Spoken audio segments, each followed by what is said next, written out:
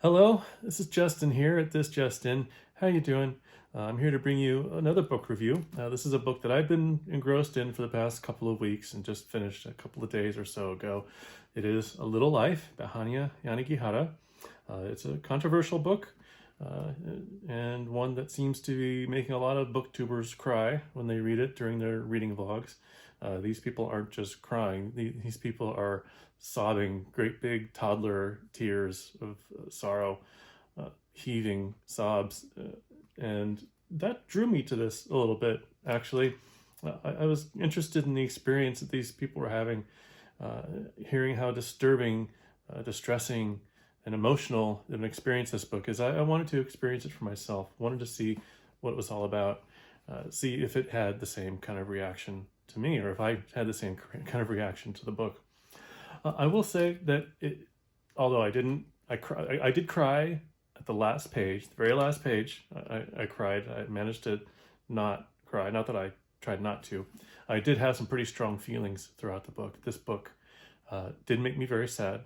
It did make me very angry at times. You can ask my wife. She saw me react to it a few times, and there are events in this book that just gave me this angry, gnawing feeling in my stomach.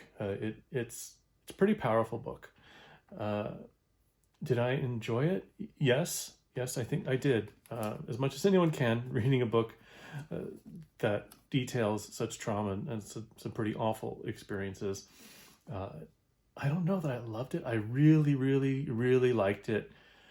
I'm not quite sure if I loved it or not. I could read this again, actually, and I just might, if only to go through some of the early portions with a better understanding of the main character.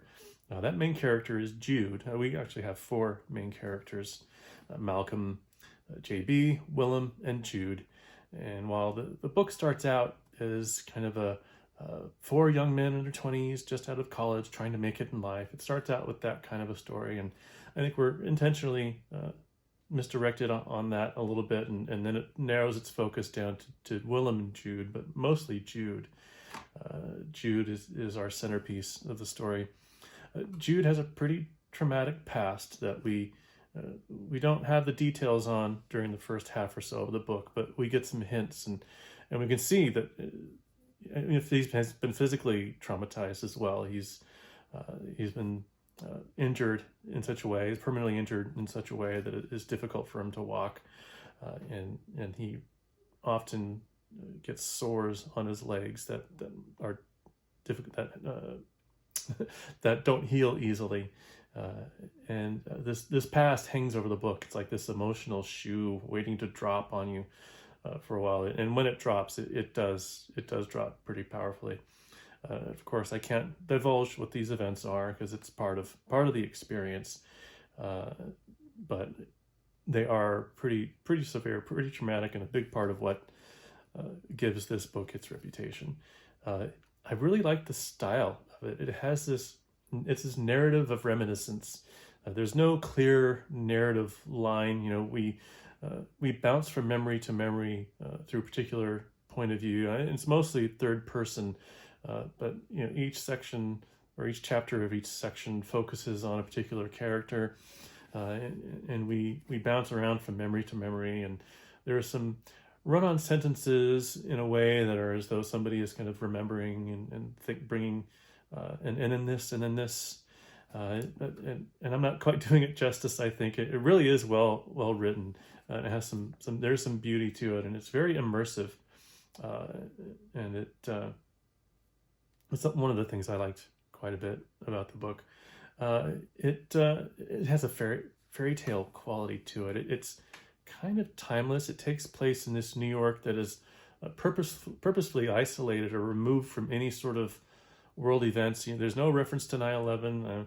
We're clearly in the 21st century, but in the span of the story goes from these characters' 20s to their early 50s. So we've got about 30 years or so there in which there's no reference to world events, no reference to politicians, no reference to social media or popular media that give us any clue as to what time or what year we might be in at any given moment. And so it's hard to talk about maybe some of the themes of this book without kind of going to an overall spoiler, because the character of Jude and fully understanding him and what happens to him and how I think it informs the theme of the book, it might be a little bit of a spoiler. So, if you really just don't want to know kind of Jude's, the outcome of our characters at all, you might want to bail out here. But I would recommend this book, not to everybody. Anybody who's up for this challenge, you might already know who you are if you're ready to read this kind of a book. I do want to talk about the theme for a bit. I don't plan on going into too much detail, but I did want to talk about it a little bit. I was reminded of a quote. Let me see if I can look it up here. Yes, I had it ready. A quote from a movie, from the movie Joker, which is not my favorite movie. It's fine, I guess. I have specific problems with that movie that I don't need to go into. But there was one quote that really struck me. And that quote is, and I think it was not even a quote, I think it was written down somewhere in the movie, but that quote is, "The worst part of having a mental illness is people expect you to behave as if you don't." And I think that can almost be applied to our character of Jude. He's a character that can never be healed. His past is so traumatic, and his history, and it's not giving too much away to say that he was an orphan who was abandoned in a trash can, and then throughout his life just gone through event to event with nobody to care for him, just constant abuse of just about any type you can imagine. And it's kind of a fairy tale that's been turned on its head, and that most fairy tales have a character with some tragedy in their past. Maybe they've lost their parents, or they're in some awful situation.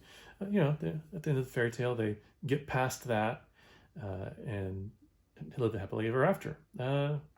We don't get that with Jude, and no matter how much his friends try, no matter how much his friends love him, he has a man in his life who adopts him as a son and loves him very much. And no matter how much they try, no matter how much, or even when Jude tries to help himself, it ends up in a way that just compounds the idea to him that he can't be healed, that there's no coming back from his traumatic past. There was one passage I wanted to read with regard to this theme that I thought described it pretty well. Let me see if I can find it here. You can see I've fallen into the trap, the booktube trap of some booktubers, I guess, with the little plastic dealy bobs here. Let me see if I can find this passage I want to read. This might be it here. I will take off my glasses. Okay, so not about a page worth here. So bear with me. Let's see. And this comes at a point in Jude's life where this comes just at a point. Something is happening. I'm not going to say what, but it's something, one of these tragic moments. And these are some thoughts that are going through his head at the very end of this tragic section. As he soars, he thinks suddenly of Dr. Cashin. Or not of Dr. Cashin necessarily, but the question he had asked him when he was applying to be his advisee. "What's your favorite axiom?" "The axiom of equality," he said, and Cashin had nodded approvingly. "That's a good one," he'd said. "The axiom of equality states that X always equals X. It assumes that if you have a conceptual thing named X, that it must always be equivalent to itself, that it has a uniqueness about it, that it is in possession of something so irreducible that we must assume it is absolutely, unchangeably equivalent to itself for all time, that its very elementalness can never be altered. But it is impossible to prove. Always absolutes, nevers. These are the words as much as numbers that make up the world of mathematics. Not everyone liked the axiom of equality. Dr. Lee had once called it coy and twee, a fan dance of an axiom. But he had always appreciated how elusive it was, how the beauty of the equation itself would always be frustrated by the attempts to prove it. It was a kind of axiom that could drive you mad, that could consume you, that could easily become an entire life. But now he knows for certain how true the axiom is, because he himself, his very life, has proven it. The person I was will always be the person I am, he realizes. The context may have changed. He may be in this apartment, and he may have a job that he enjoys and that pays him well, and he may have parents and friends he loves. He may be respected. In court, he may even be feared. But fundamentally, he is the same person, a person who inspires disgust, a person meant to be hated. And in that microsecond that he finds himself suspended in the air, between the ecstasy of being aloft and the anticipation of his landing, which he knows will be terrible, he knows that X will always equal X, no matter what he does, or how many years he moves away from the monastery, from Brother Luke, no matter how much he earns or how hard he tries to forget. It is the last thing he thinks as his shoulder cracks down upon the concrete, and the world for an instant jerks blessedly away from beneath him. X equals X, he thinks. X equals X. X equals X. So, yeah, that really is a pretty good, one of the many passages in that book, I think, that kind of gets to the point. So, yeah, that's A Little Life, I guess. Not sure what else to say about it. Again, it's a very emotional experience.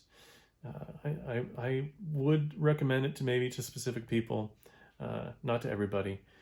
There's a lot, it earns all of its trigger warnings. If you've seen what the trigger warnings are, it earns each and every one of them. It's a pretty long list of trigger warnings. But so, yeah, A Little Life. I don't know how to star rate this. If I can star rate this book, should I be giving star ratings? I don't know. If I like star rating systems, does it apply to this book? Maybe 4.5 out of 5 stars, I guess. Yeah, okay. I do want to read it again. I do want to read it again with the idea of starting it again with a better understanding of Jude as I go through the beginning of the book. But anyway, I'm getting to the point where I'm afraid I might start to ramble, so I'm going to go ahead and sign off. Thanks for listening. Thanks for coming to my review here of A Little Life. Next, I have a couple things I might be reading next. Juan at Played by Visions, his monthly reading. He's got 2 selections for his monthly reading group. And in this month anyway, the first one for this month is The Case Against Satan by Ray Russell. It's a pretty short book, so I might dive into this one first before what I had intended to read next, which was The Stand. I was trying to keep up with Mike Vaughn on this one, but he's in his last video, he's about halfway through the book at this point. There's no way I'm going to catch up with him. So I might as well just pick up something else and then pick this up. So yeah, that's where I am with that. Thanks again for watching. Hope you're having a good one. Thank you very much. Take care and goodbye.